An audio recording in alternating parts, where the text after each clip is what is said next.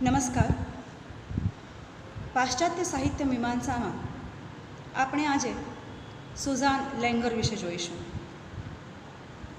આપણે જોયું કે આદર્શ રાજ્યની કલ્પનાને સાકાર કરવા ઈચ્છતો પ્લેટો કાવ્ય એટલે કે સાહિત્યને આદર્શ રાજ્ય માટે જરૂરી એવા નિષ્ઠાવાન નાગરિકો તૈયાર કરવામાં બાધારૂપ માનતો હતો અને તેથી એ કાવ્યને અને કવિને દેશમાંથી બહાર કરવાની વાત કરે છે.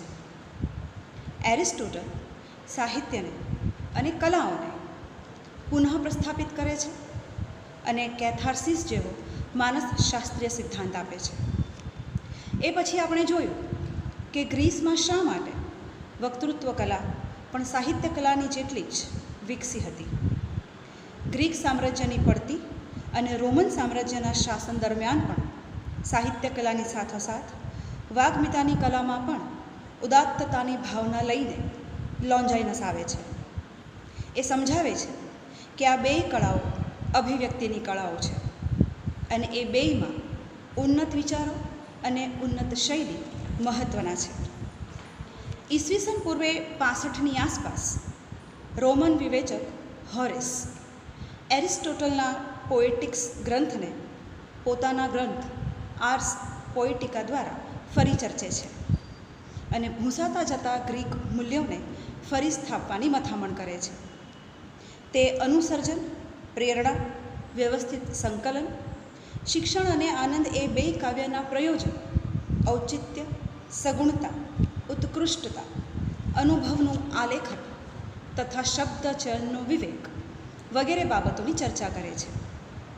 એવું કહેવાય છે કે ઈસવીસનની 3જી થી 13મી સદી સુધી એટલે કે આશરે 1000 વર્ષ સુધી ગ્રીસમાં અંધાર યુગ જેવો સમય રહ્યો.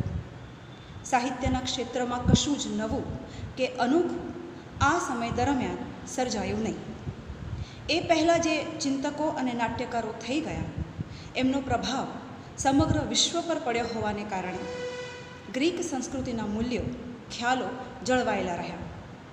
પણ સાહિત્ય મીમાંસાની ચર્ચામાં અનુકરણના સિદ્ધાંતો, વાગ્મીતાની કલા કે અલંકાર પ્રયોગથી તથા કાવ્યના અંગોના ઉચિત સમન્વયથી સધાતી શૈલી વગેરે બાબતોની જ ચર્ચા થતી રહી.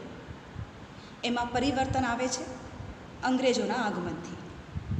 14મી સદીમાં દાંતે ડિવાઇન કોમેડી લઈને આવે છે. એમાં ખ્રિસ્તી ધર્મની અસરો હકારાત્મક રૂપે જોવા મળે છે અને એ સાથે સાહિત્યના ક્ષેત્રમાં પણ પુનર્જાગૃતિનો કાળ શરૂ થાય છે. ધર્મને બદલે માણસ ફરી કેન્દ્રમાં આવે છે.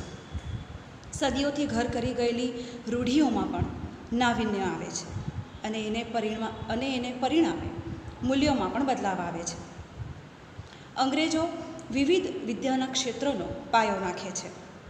પરિણામે સમાજમાં ફરીથી સમજ અને જ્ઞાનનું વિસ્તરણ થવા માંડે છે. અંગ્રેજોની વસ્તી વિશ્વમાં પ્રભાવ પાડતી વર્ચસ્વ જમાવી રહી હતી. પરિણામે વિવિધ દેશોમાં પ્રવાહિત વિચારસરણીઓની ધારાઓની અસરો પણ પ્રસરતી ગઈ.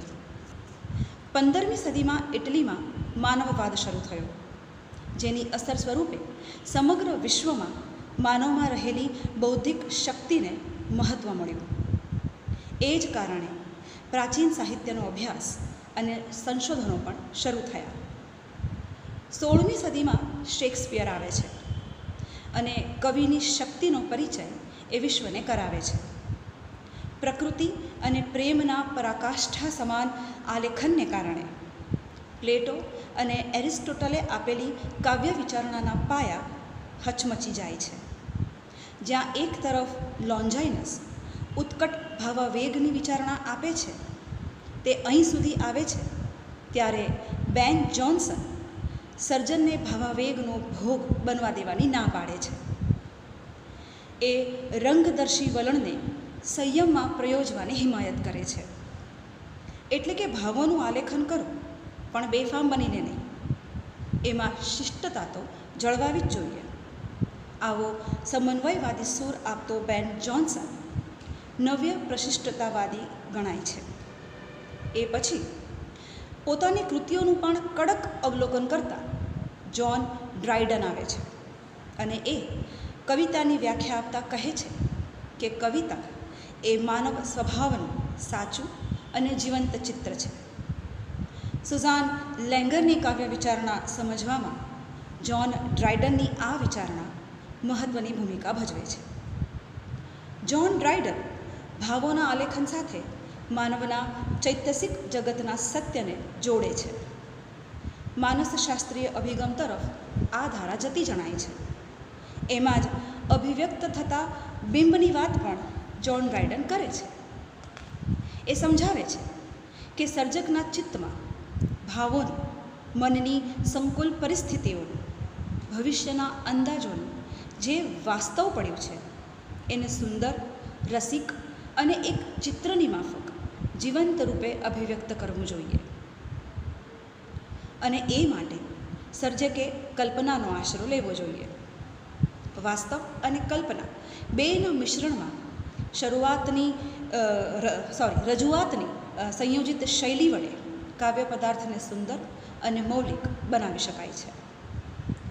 કલ્પના શક્તિના આ તત્વને જોસેફ એડિસન વધારે વિસ્તારથી ચર્ચે છે. તે એમ સમજાવે છે કે કલ્પના કવિતાનું પ્રાણભૂત તત્વ છે.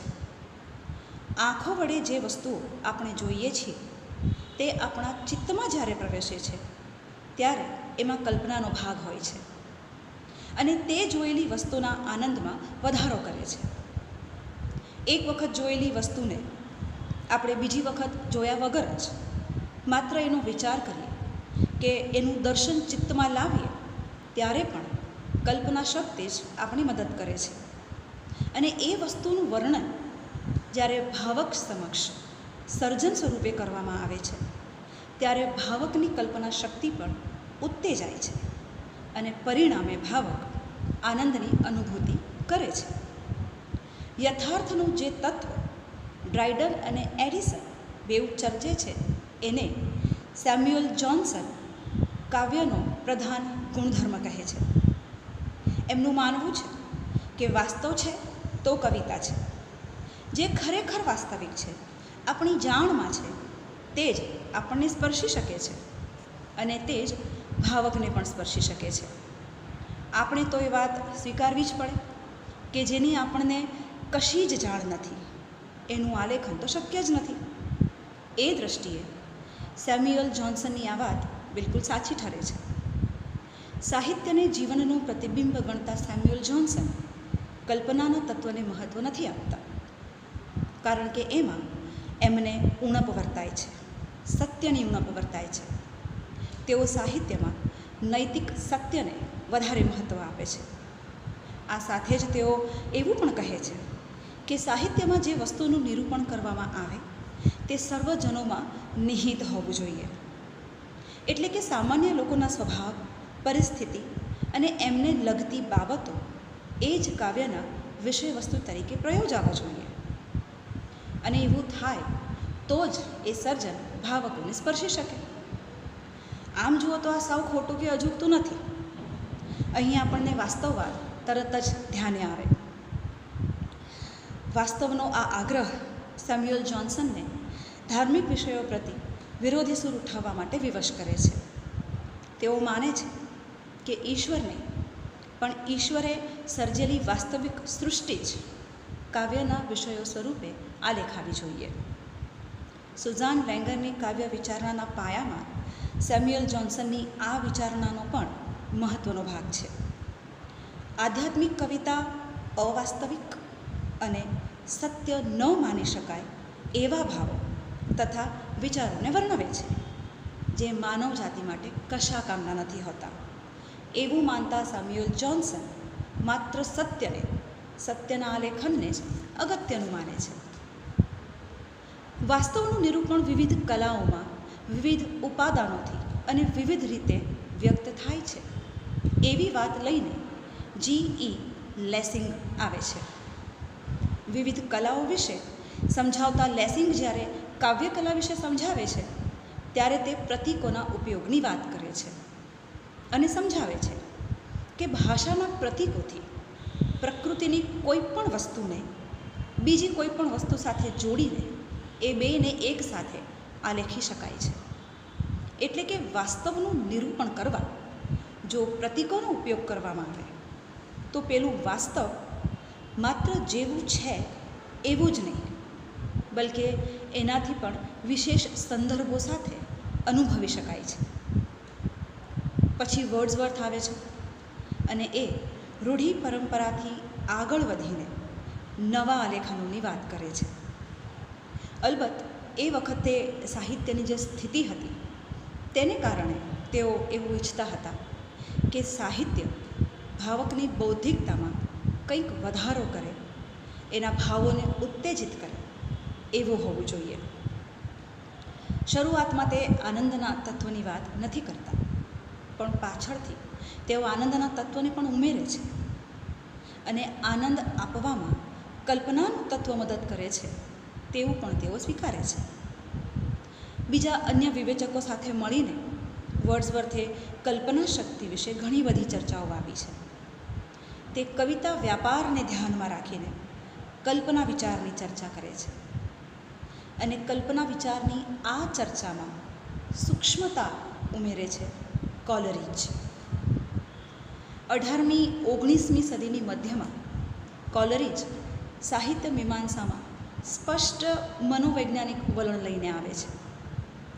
કાવ્યની સર્જન પ્રક્રિયાને એ ખૂબ જ ઝીણવટથી ચર્ચે છે. ઊંચી માનસિક શક્તિ ધરાવતા કોલરીજ કવિતા અને તત્વજ્ઞાન બંનેને એક જ ધારામાંથી પ્રવાહિત થતી બે ધારાઓ કહે છે અને એ બે ધારાઓના કેન્દ્રમાં જે તત્વ છે તે કલ્પનાનું તત્વ છે. કલ્પનાના સિદ્ધાંતને દૃઢ કરતા કોલરીજ કવિમાં પ્રતિભા અને મૌલિકતા હોવા જોઈએ એમ માને છે. એની સાથે સાથે કવિમાં કાવ્ય રસનો આસ્વાદ કરવાની રુચિ અને વૃત્તિ હોવા જોઈએ. એટલે કે જ્યારે કોઈ કવિ એમ કહે કે હું સર્જન કરવા ઈચ્છું છું તો જરૂરી છે કે સર્જન કરતાં પહેલાં એણે ભાવન કર્યું હોય, તો જ એની પ્રતિભાને, એની કલ્પના શક્તિને નવા આયામો પ્રાપ્ત થાય.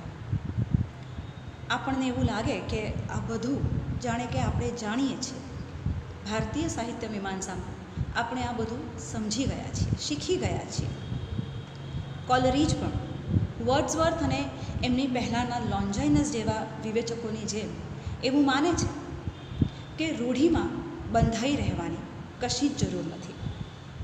રૂઢિને જાણીને, સમજીને, જરૂર મુજબ એમાં મૌલિકતા ઉમેરીને કવિએ નવસર્જન કરવું જોઈએ. રૂઢિઓથી ઉપરવટ જતાં સર્જકે ડરવું ન જોઈએ. આ બાબતો, આ ચર્ચાઓ આ વિવેચકોને સ્વચ્છંદતાવાદી વિવેચકોની હરોળમાં મૂકે છે. જ્યારે કલ્પના શક્તિ અંતર્ગત મનોવૈજ્ઞાનિક ચર્ચા કોલરીજ એ રીતે કરે છે કે કલ્પના શક્તિ અને સર્જન વ્યાપાર માટે ચિત્તમાં જે તરંગો વહે છે તે એ બે જુદા જુદા નથી, એ બંને એક જ છે. એટલે કે વસ્તુને ઓળખવા માટે આપણે જે કલ્પનાનો સહારો લઈએ છીએ તે, અને સર્જન કરવા માટે આપણા ચિત્તમાં કલ્પનાઓમાં જે વ્યાપાર આપણે કરીએ છીએ, જે પ્રક્રિયા આપણે કરીએ છીએ. પૂછી લો પ્લીઝ.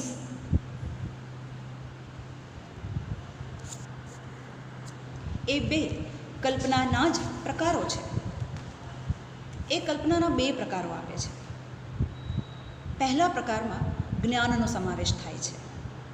એટલે કે કોઈ પણ વસ્તુ આપણે જોઈએ છીએ કે જોવાની, જાણવાની ઈચ્છા કરીએ છીએ ત્યારે એ વસ્તુના હોવાનું આપણને જ્ઞાન થાય છે.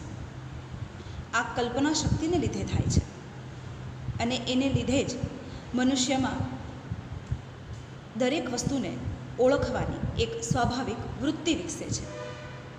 આ વૃત્તિ, આ કલ્પના શક્તિ દરેક મનુષ્યમાં પ્રાકૃતિક રીતે હોય જ છે. એને લીધે જ આપણે ભાવો અને અનુભૂતિઓને અનુભવી શકીએ છીએ. હવે એ ભાવોનું આલેખન કરવા એટલે કે પ્રાથમિક કલ્પનાને ઈચ્છા મુજબની કલ્પનામાં પરિવર્તિત કરવા, જે શક્તિને આપણે કામે લગાડીએ છીએ તે છે કલ્પના શક્તિનો બીજો પ્રકાર, જેને આપણે સર્જક વ્યાપાર કે સર્જક કર્મ કહી શકીએ. આપણને પ્લેટો અને એરિસ્ટોટલ બે યાદ આવી જાય, અને ગુજરાતી વિવેચનમાં પણ સર્જક કર્મની ચર્ચા આપણે કરી ગયા છીએ, એ પણ આપણને તરત જ યાદ આવે. તો વિજ્ઞાનની શોધખોળો અને સિદ્ધાંતો આ સમય દરમિયાન સ્થપાતા જતા હતા. એટલે મૂળ જે વિજ્ઞાનીઓ હતા એ લોકોએ કાવ્યકલા પર પ્રહારો કરવાના શરૂ કર્યા, અને એ લોકોએ એવો કટાક્ષ કર્યો કે કવિતાની રચના કરવા માટે તમે જેટલી બુદ્ધિનો ઉપયોગ કરો છો, જેટલી મથામણ કરો છો, એટલી મથામણ જો તમે કોઈ બીજા કાર્યમાં કરો તો તમને વધારે સારું પરિણામ મળી શકે અને સમાજને તમે ઉપયોગી થઈ શકો.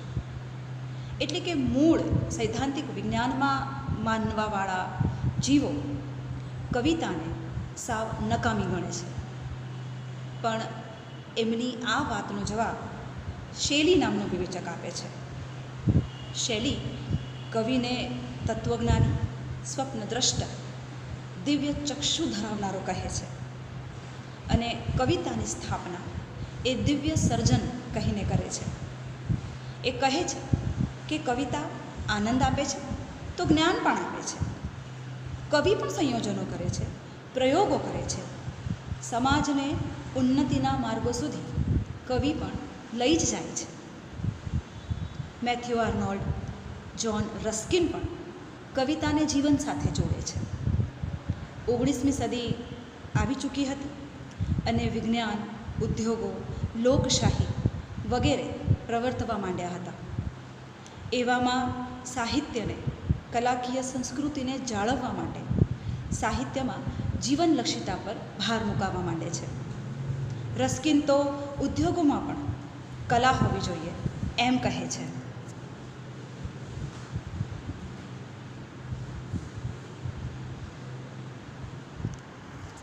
એ માને છે કે કલા જીવનની, જગતની કુરૂપતાને દૂર કરે છે, એને સુંદર બનાવે છે. કાર્લ માર્ક્સ પણ સાહિત્ય દ્વારા સમાજની પ્રગતિ શક્ય છે એમ માને છે. અને એ સમય પણ એ વખતે એવો હતો કે વિજ્ઞાનની પ્રગતિને લીધે લોકો ધર્મ અને નીતિથી દૂર જઈ રહ્યા હતા.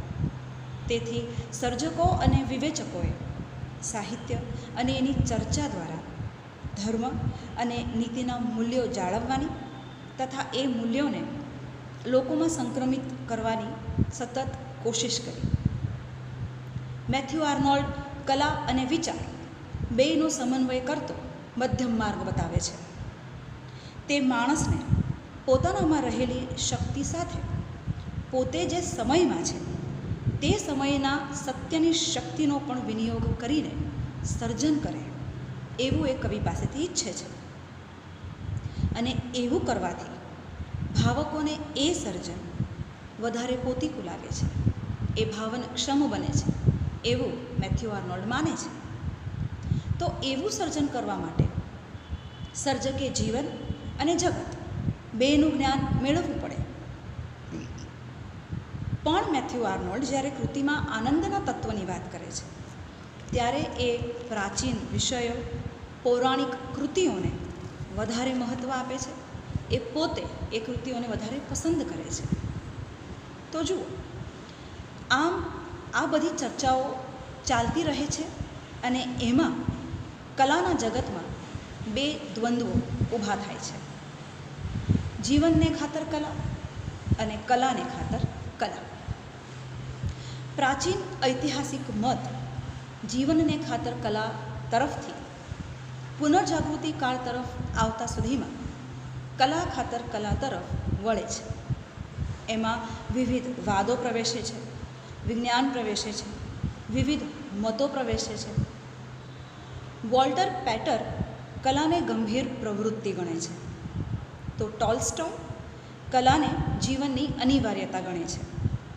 જીવનની પ્રગતિ માટે કલા અનિવાર્ય છે એમ જણાવતા ટોલ્સ્ટોય કલાને ધાર્મિક કલા અને સામાન્ય કલા એવા બે પ્રકારોમાં વહેંચે છે.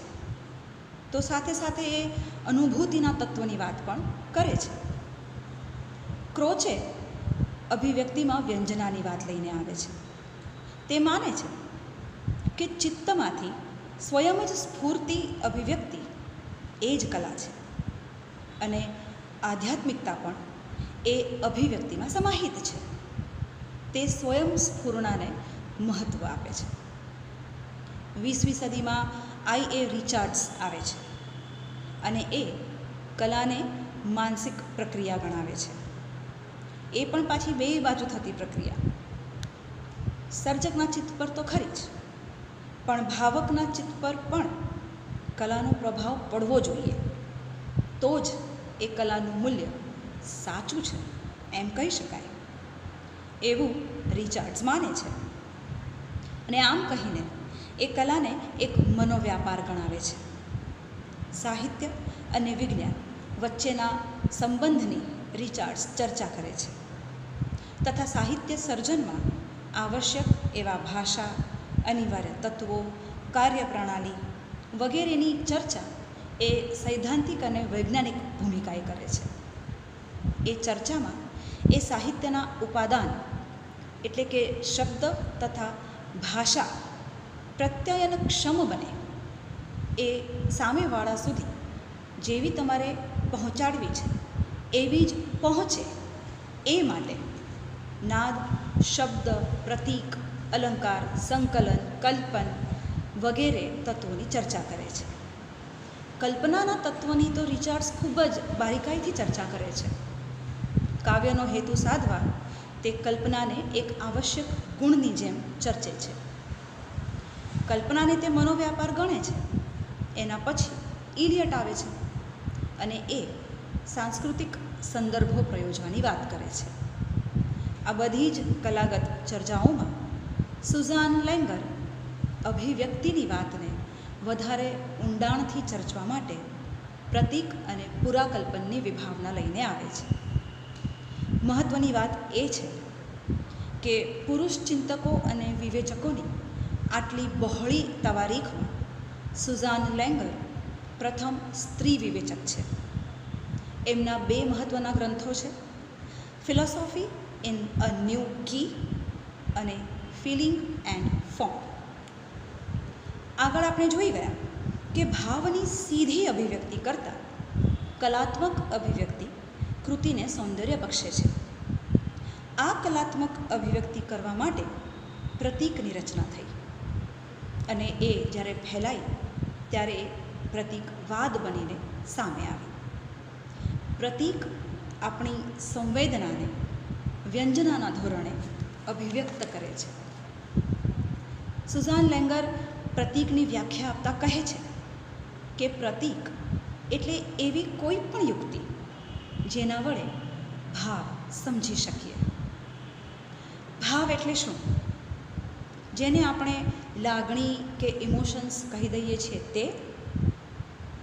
સુઝાન લેંગર ભાવને લાગણીનું વિશિષ્ટ રૂપ કહે છે અને લાગણીને એ પારખી શકાય એવી અનુભૂતિ કહે છે. તો એ રીતે જોતાં પ્રતીક એટલે શું?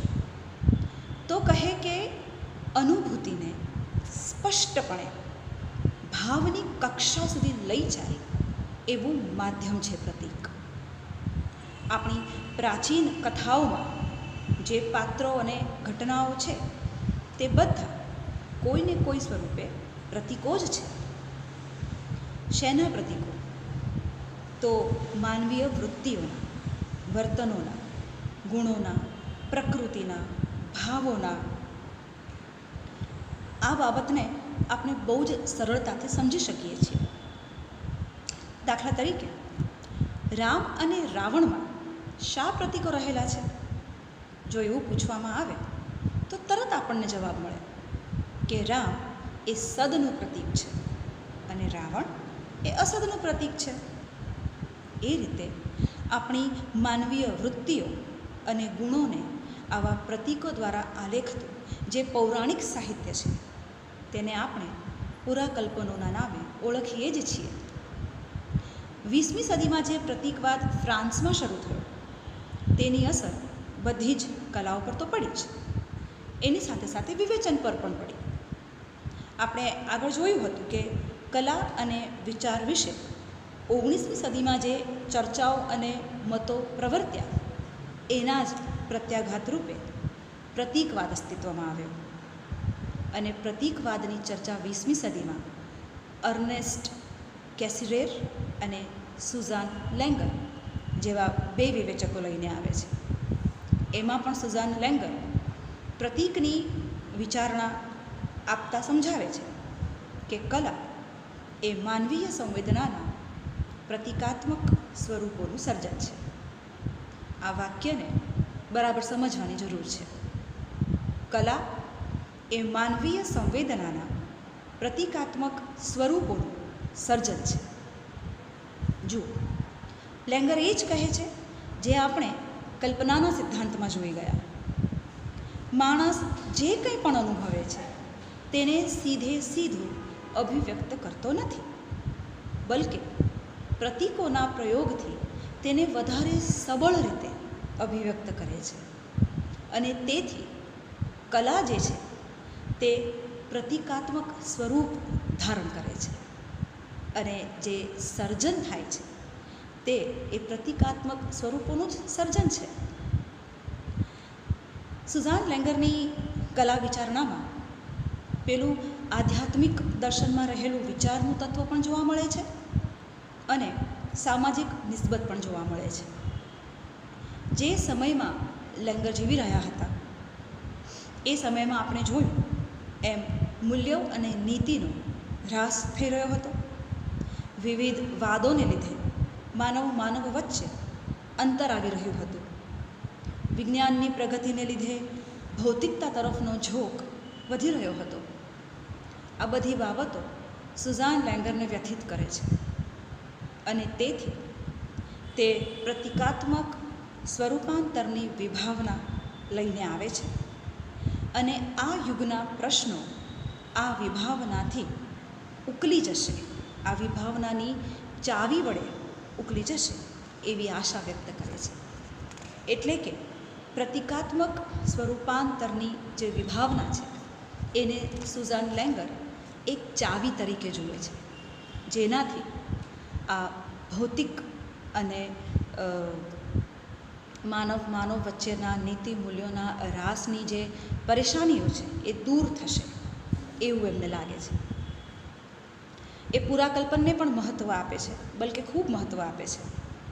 અને એવું કરતાં એ માને છે કે આપણા વિચારોનો જે પ્રથમ સ્ત્રોત છે એ આ પુરાકથાઓ જ છે.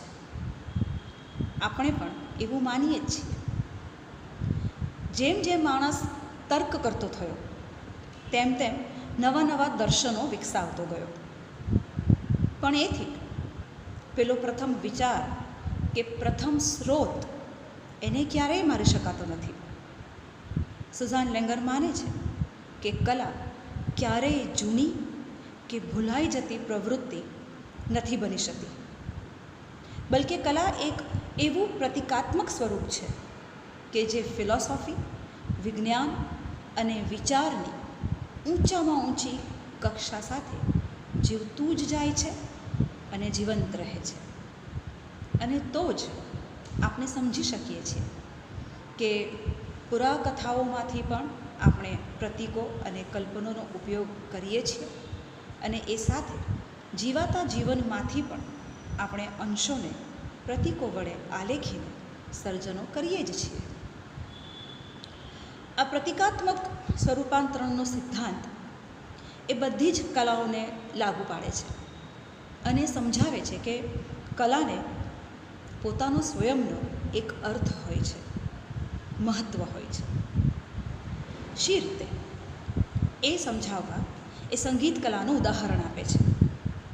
જુઓ, સંગીતના લય, તાલ, સુરાવલી વગેરે એકબીજા સાથે જે સંકલન સાધે છે અને જે કંઈ સર્જાય છે તે આપણી સમક્ષ રજૂ થાય ત્યારે એમાં શબ્દો વિના પણ આપણા ચોક્કસ ભાવને સ્પર્શી શકે છે અને આપણું અનુભૂતિનું જગત ઝંકૃત કરી શકે છે. તો એનો અર્થ એમ થયો ને કે સંગીત કલામાં કંઈક ચેતન તત્વ પડ્યું છે.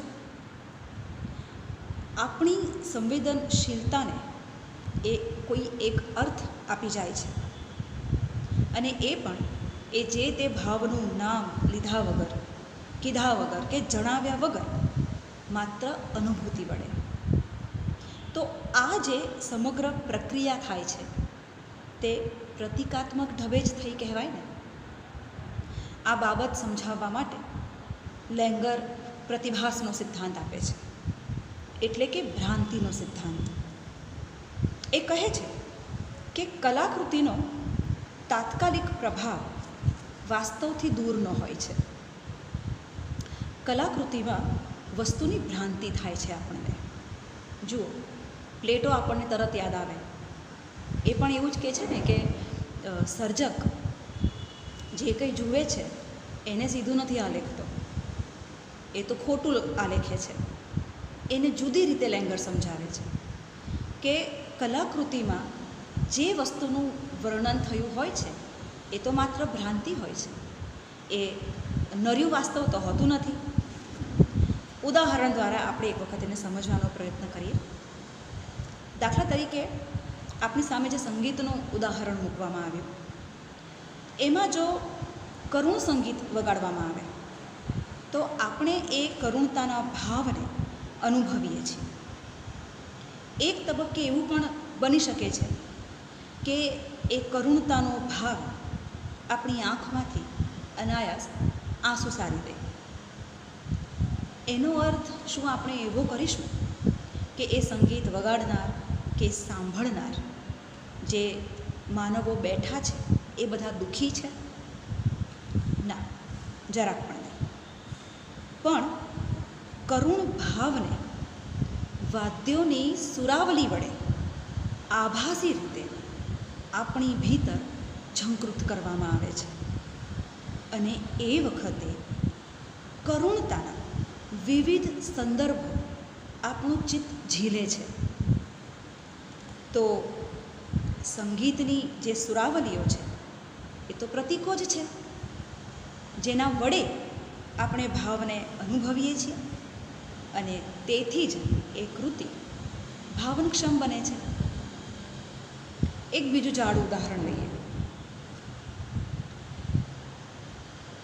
ધારો કે કોઈ પણ એક વસ્તુનું ચિત્ર શબ્દો વડે, મૂર્તિ રૂપે કે રંગો, રેખાઓ વડે આપણી સમક્ષ મૂકવામાં આવે તો આપણે એ વસ્તુનો ઉપયોગ નથી કરી શકતા. દાખલા તરીકે સફરજનનું ચિત્ર આપણી સામે જો મૂકવામાં આવે તો એ ચિત્રમાંથી સફરજનને કાઢીને આપણે એને ખાઈ નથી શકવાના. પણ એ સફરજન છે એવું જ્ઞાન તો આપણને થાય છે, અને એની સાથે સાથે જો એ સફરજનને ફળ સ્વરૂપે, બીજ સ્વરૂપે, રસ સ્વરૂપે કે પ્રથમ ભોગ્ય ફળ તરીકે આપણે કલ્પીએ તો એ એક જ ચિત્ર કેટલા સંદર્ભો સુધી આપણને લઈ જઈ શકે છે. જુઓ, પ્રતિકાત્મક સ્વરૂપાંતરણની આ તાકાત છે. તેથી જ એવું લખ્યું છે કે જ્ઞાનમૂલક ભ્રમ, મૂલ્યહીન વાસ્તવિકતા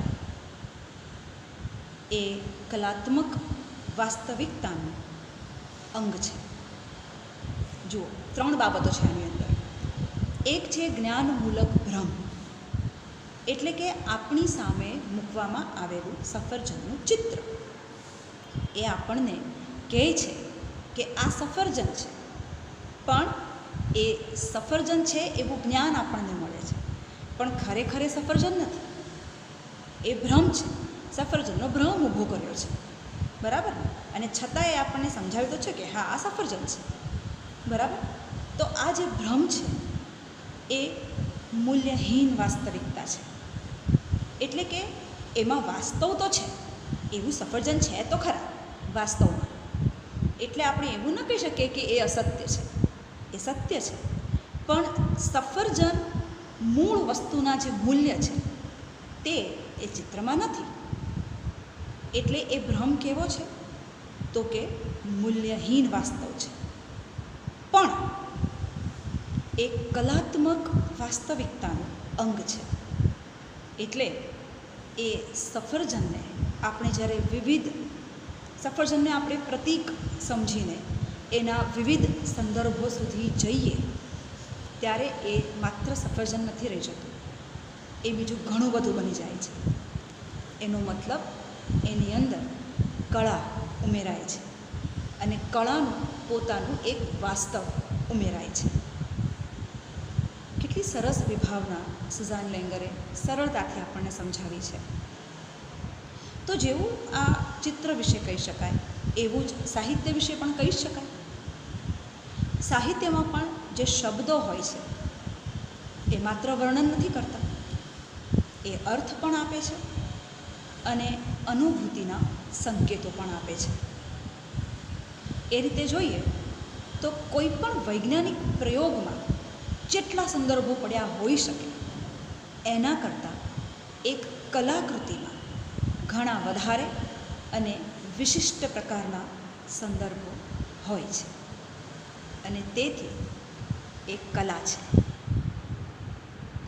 વસ્તુમાં ન દેખાતા ગુણોને સંકેતના રૂપમાં કલાકૃતિ વ્યક્ત કરે છે. આપણને એક પ્રતીક દ્વારા એ સંકેત કરે છે અને આપણે એના વિવિધ સંદર્ભો સુધી જઈએ છીએ. તો આ બધું એ કેવી રીતે કરે છે? મૂળે તો કે પ્રતિભાસ દ્વારા કરે છે. એ એક આભાસ ઊભો કરે છે, આ વસ્તુ છે. હવે તમે તમારી કલ્પના શક્તિને વિસ્તારો અને એના આસપાસના સંદર્ભો સુધી જાઓ. એક પ્રતિભાસ, એક મિથ્યા એવું વાસ્તવ જેની અંદર વધારે ગૂઢ રહસ્ય અને વધારે ઊંડું વાસ્તવ ભાવક અનુભવી શકે છે. એટલે પ્રતિકાત્મક સ્વરૂપાંતરણની આ પ્રક્રિયા છે. એવું કરવા માટે અથવા પ્રતિભાસ રચવા માટે કલાકારે શું કરવું જોઈએ? સુઝાન લેંગર કહે છે કે ઘટનાઓ, વ્યક્તિઓ, ભાવો, એના પ્રત્યાઘાતો, અનુભવો, સ્થિતિઓ, જીવનની બાબતો. Go and attend the lecture. કોણ છે? હું લેક્ચર રેકોર્ડ કરું છું યાર, પ્લીઝ ડોન્ટ ડિસ્ટર્બ. મેં કીધેલું ગિરીશભાઈને કે યાર જોજો તમે.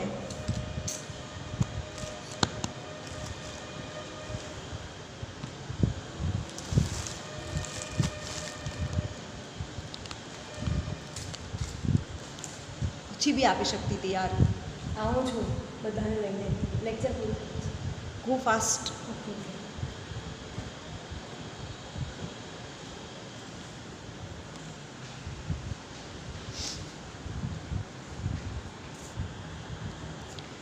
વગેરે જે કંઈ પણ સર્જક અભિવ્યક્ત કરવા માંગે છે એનો આભાસ ઊભો કરવા માટે એને યોગ્ય બિંબની રચના કરવી જોઈએ.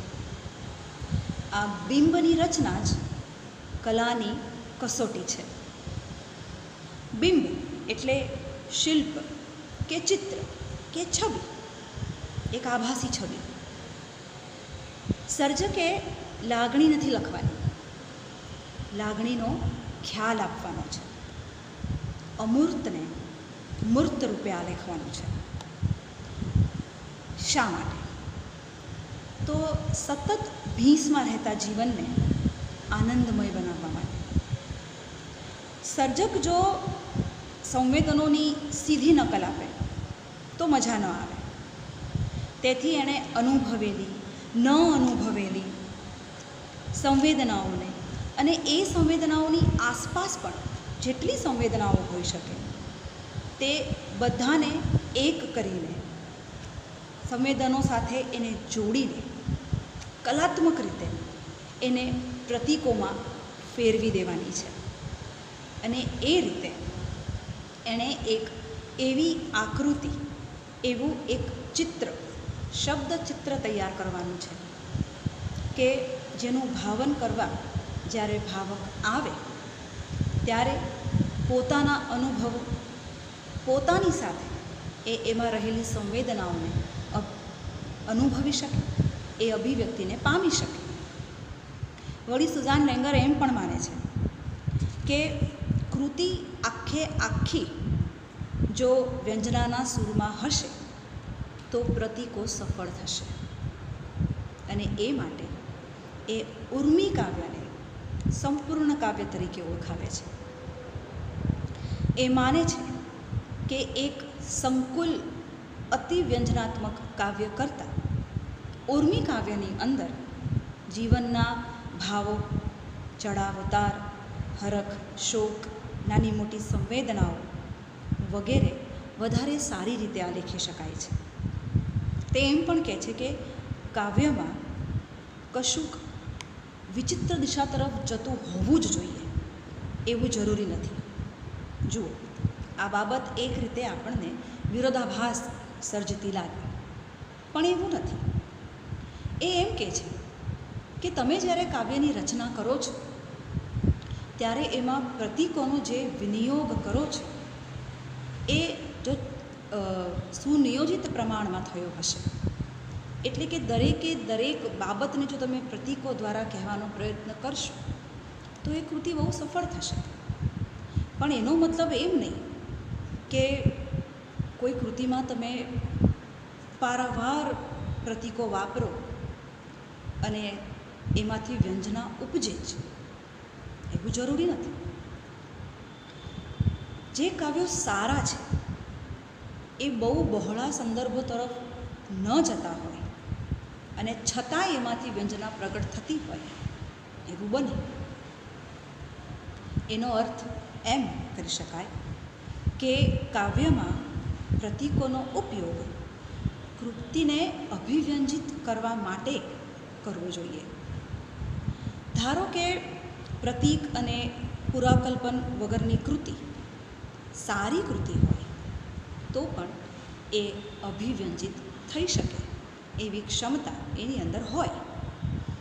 આ બાબત એ કાવ્યનો વિષય સમજાવે છે ત્યારે વધારે આપણને સમજાય છે.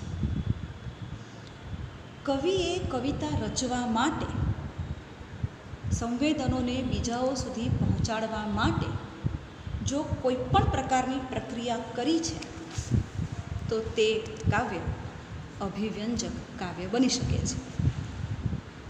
પણ જો એમાં પ્રતીક યોજના હશે અને પ્રતીક યોજનાવાળું કાવ્ય માત્ર પોતાના બોધ ખાતર જો રચવામાં આવ્યું હશે તો એમાં અભિવ્યંજનાના તત્વનો કોઈ અર્થ જ નથી. એટલે કે કાવ્યમાં પ્રતીકોનો વિનિયોગ હોય એની સાથે સાથે એ સમસ્ત માટેનું કાવ્ય હોય, માત્ર પોતા માટેનું નહીં, તો એ કાવ્ય સફળ કાવ્ય બને એવું સુઝાન લેંગર માને છે.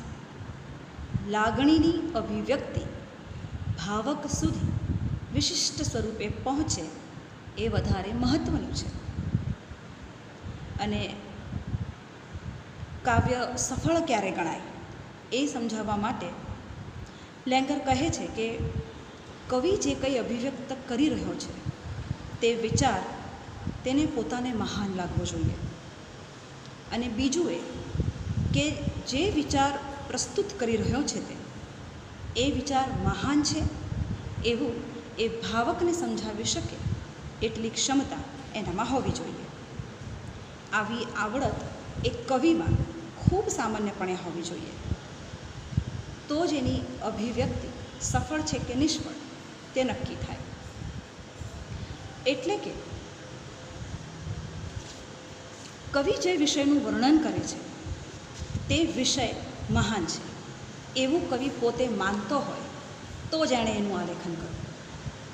અને બીજું કે એ વિચાર મહાન છે એ માત્ર પોતે માને છે એવું નહીં, એ અન્યોને પણ એ માન્યતામાં સંમિલિત કરી શકે કે હું જે કહી રહ્યો છું એ ઉત્તમ વિચાર છે એટલે કહી રહ્યો છું. એવું જો એ ન સમજાવી શકે તો એની કૃતિ નિષ્ફળ કૃતિ બની જાય છે અને પછી એ વિષય વસ્તુ તરફ જાય છે. સુઝાન લેંગર કલ્પનાના વિષય વસ્તુ વિશે બહુ જ સરસ વાત કરે છે. તે કહે છે કે કોઈ પણ વસ્તુ સારી કે ખરાબ, સબળ કે નિર્બળ, ઉત્તમ કે અધમ નથી હોતી. વિષય કયો છે, ક્યાંથી લીધો છે, કેટલો લીધો છે એ મહત્ત્વનું છે જ નહીં. બધા જ વિષયો, બધી જ વસ્તુઓ અભિવ્યક્તિક્ષમ જ હોય છે. એ વસ્તુની અભિવ્યક્તિ કવિ માટે કેટલી મહત્ત્વની છે એ અગત્યનું છે. તથા એ વસ્તુને કવિ કેટલે ઊંચે સુધી, કેટલી ઉચ્ચતમ કક્ષાએ વર્ણવી શકે છે તે અગત્યનું છે. અને એવું કરવા માટે કવિએ વસ્તુને કલાત્મક બનાવવી પડે. વસ્તુનું પ્રતિકાત્મક સ્વરૂપાંતરણ કરવું પડે, જેને લીધે વસ્તુ નવા સંદર્ભો સાથે ભાવકો સામે એક ચિત્રની માફક જીવંત થઈ શકે. બીજો વિચાર સુઝાન લેંગર કવિતા અને પુરાકલ્પનના સંબંધ વિશે આપે છે. તે દંતકથાઓ, પુરાકથાઓ વગેરેને સાહિત્ય ગણવાને બદલે કલાનું કુદરતી વસ્તુ ગણે છે. આ બધી કપોળ કલ્પનાઓ છે, ફેન્ટસી છે, જેમાંથી માણસને કલાના વિવિધ પ્રતીકો સાંપડી શકે છે. માણસની કલ્પનાઓને પુરાકલ્પનાઓમાંથી ચોક્કસપણે મદદ મળે છે. નવા સંદર્ભો સાથે તેને પ્રયોજવાના માર્ગો મળે છે. લેંગર માને છે કે પુરાકલ્પનોને માત્ર માન્યતાઓ સાથે સંબંધ છે, જ્યારે કલ્પના અને પ્રતીકોને વાસ્તવ સાથે પણ એટલો જ ગાઢ સંબંધ છે. પુરાકલ્પનને સ્વપ્ન સાથે મૂકીને ફ્રોઈડ જેવા મનોવૈજ્ઞાનિકોએ કાવ્યના અર્થઘટનો કરવાનો પ્રયત્ન કરેલો, પણ લેંગર ફ્રોઈડના મનોવૈજ્ઞાનિક સિદ્ધાંતને સંપૂર્ણપણે સ્વીકારતા નથી. એ તર્ક કરે છે કે જો કલાઓને સ્વાભાવિક રીતે જ અભિવ્યક્ત થવાનું હોય, સ્વપ્નો અને સ્વાંગમાં જે રીતે આપણે હોઈએ એવા અભિવ્યક્ત થઈ જતા હોઈએ છીએ, એવી જ રીતે જો અભિવ્યક્ત થવાનું હોય તો કવિતાના હેતુઓ મરી જવા માંડે છે. તે માત્ર એક અભિવ્યક્તિ બનીને રહી જાય છે. એમાંથી પેલો કલાત્મકતાનો ગુણ છે તે નાશ પામે છે. આમ સુઝાન લેંગર પ્રતીક અને પુરાકલ્પનોની ચર્ચા વડે કાવ્યને અભિવ્યક્તિના સબળ માધ્યમ તરીકે પુરવાર કરવા મથે છે. તે પોતાની ચર્ચામાં મનોવિજ્ઞાન, તત્વજ્ઞાન જેવા વિષયોને પણ આવરી લે છે અને એની સાથે સાથે ચૈતસિક પ્રવાહને પણ ચર્ચે છે. પોતાના સમય પ્રવાહમાં આવી ચર્ચા કરનાર પ્રથમ મહિલા વિવેચક તરીકે પાશ્ચાત્ય સાહિત્ય મીમાંસામાં સુઝાન લેંગરનું આગવું મહત્ત્વ છે. મને આશા છે કે શક્ય એટલું સહજ રીતે મેં સુઝાન લેંગર વિશે કહેવાનો પ્રયત્ન કર્યો છે. શક્ય છે કે એમાં કોઈ ત્રુટિ રહી ગઈ હોય, ઘણું બધું કદાચ રહી ગયું હોય, તો એ માટે હું ક્ષમા પ્રાર્થી છું. ધન્યવાદ.